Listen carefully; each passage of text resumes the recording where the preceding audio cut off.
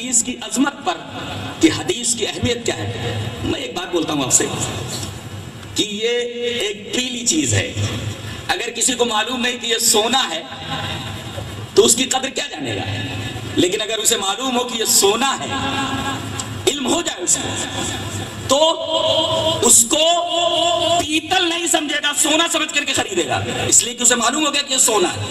آج حدیثوں کی عظمت، حدیثوں کا امپورٹنس، اس کی اہمیت معلوم نہیں ہے لوگوں کو.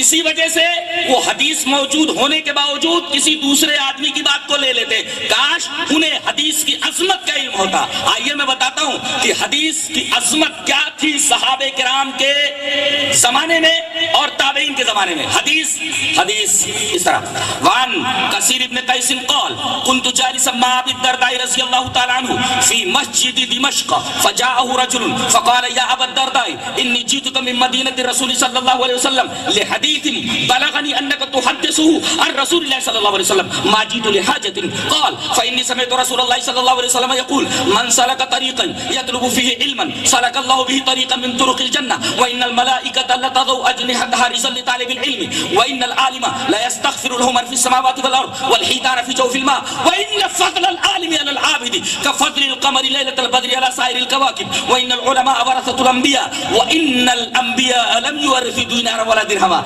انما ورثوا العلم فمن اخذه اخذ بحظ وافر. رواه ابو داؤد في کتاب العلم. حضرت امام ابی داؤد اس حدیث سے ویسے کتاب العلم کے اندر لائے، میں نے پوری روایت ریفر کر دی ہے. حدیث یاد نہیں ہوتی جلدی، یہ حدیث سے محبت کرنے والا ہی یاد کر سکتا ہے.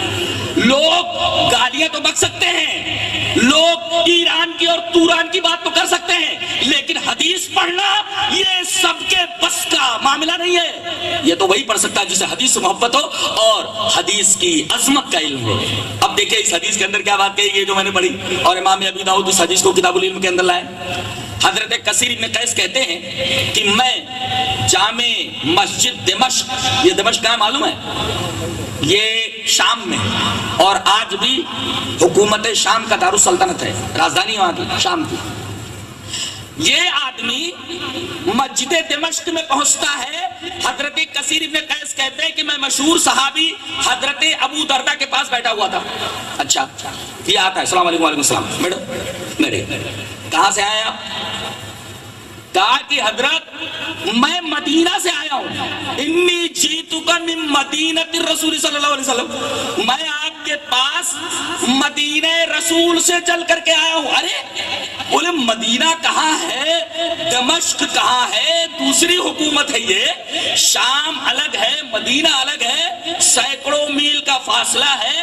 اور آج کی طرح بسیں تو تھی نہیں، آج کی طرح پلین تو تھے نہیں، آج کی طرح تو اور ذرائع نقل و حمل تو تھے ہی نہیں. آدمی گدھے سے سفر کرتا تھا، خچر سے سفر کرتا تھا، گھوڑے سے سفر کرتا تھا، اسی طریقے سے اونٹ سے سفر کرتا تھا. اب بتائیے یہ ہزاروں کلومیٹر کا فاصلہ طے کر کے یہ آدمی مدینہ سے کہاں آیا ہے؟ دمشق آیا ہے. کس سے ملنے؟ حضرت ابو درداء ایک صحابی ہیں، ان سے ملنے کے لیے. کہا کہ حضرت بس آپ ہی سے ملنے کے لیے آیا ہوں. کہا کہ کیوں؟ مدینہ سے تم یہاں مجھ سے ملنے کے لیے آئے ہو؟ کھائے کے لیے بھائی. انہوں نے کہا کہ حضرت انی جیتک من مدینۃ الرسول صلی اللہ علیہ وسلم لحدیث، ایک حدیث کے لیے آیا ہوں. اللہ اکبر. آپ لوگ تو یہی کہیں 2 کلومیٹر سے 5 کلومیٹر سے 50 کلومیٹر سے آئے ہیں اور بسوں سے آئے ہیں اور ذرائع نقل و حمل بہت اچھے ہیں، آپ آ گئے. یہ آدمی مدینہ سے چل کر دمشق جاتا ہے اور آپ کو ایک بیٹھک میں علماء 20 حدیث 50 حدیث آپ کو سنا دیتے ہیں. یہ آدمی مدینہ سے سفر کر کے دمشق آتا ہے، ہزاروں کلومیٹر کا فاصلہ طے کر کے. کائے کے لیے وہ خود بتاتا ہے انی جیتک من مدینۃ الرسول صلی اللہ علیہ وسلم، میں رسول اللہ صلی اللہ علیہ وسلم کے شہر مدینہ سے آیا ہوں. کائے کے لیے؟ لحدیث، ایک حدیث کے لیے، خالی صرف ایک حدیث کے لیے. کیسے؟ بلغنی انک تحدث عن رسول اللہ صلی اللہ علیہ وسلم، مجھے معلوم ہوا ہے کہ آپ وہ حدیث جناب محمد رسول اللہ صلی اللہ علیہ وسلم سے روایت کرتے ہیں. بس میں وہ ایک حدیث سننے کے لیے مدینہ سے سفر کر کے دمشق آیا ہوں. یہ ہے حدیث کی عظمت. اللہ اکبر. حدیث کی عظمت وہی جان سکتا ہے. قدر گوہر شاہ دانت یا بدانت جوہری. گوہر کی قدر یا تو جوہری ہی جانتا ہے یا پھر بادشاہ جانتا ہے. اسے ایک ترکاری بیچنے والے کے سامنے رکھ دو تو وہ کیا جانے پتھر میں اور گوہر میں وہ کیا فرق کرے گا, اس لیے کہ اسے معلوم ہی نہیں ہے کہ یہ گوہر ہے. قدر گوہر شاہ دانت یا بدانت جوہری. گوہر کی قدر, ڈائمنڈ کی قدر وہی جانتا ہے جو اس کا پارکھی ہے, وہی جانتا ہے جو اس کا پہننے والا ہو. قدر گوہر شاہ دانت یا بدانت جوہری. ایک ترکاری بیچنے والا بھلا یہ کیسے جان سکتا ہے کہ یہ پتھر ہے یا یہ ہیرا ہے؟ ہیرے کی قدر تو دو ہی آدمی جانتے ہیں, یہ حدیث کی قدر جانتے تھے. آج حدیثوں کی پہچان اور اس کی قدر ہمارے دلوں میں نہیں ہے تو ہم ترکاری بیچنے والے کی طرح ہیں. یہ آدمی حدیث کی قدر جانتا تھا, تب اس نے ہزاروں کلومیٹر کا فاصلہ طے کیا صرف ایک حدیث سننے کے لیے. حضرت ابو درداء حیران ہیں. پہلے جو وہ حدیث اس نے پوچھا تھا اس کو تو بعد میں آپ نے بتایا, پہلے یہ بتایا کہ تم یہ جو حدیث لینے کے لیے آئے ہو اس کی فضیلت بتاتا ہوں میں.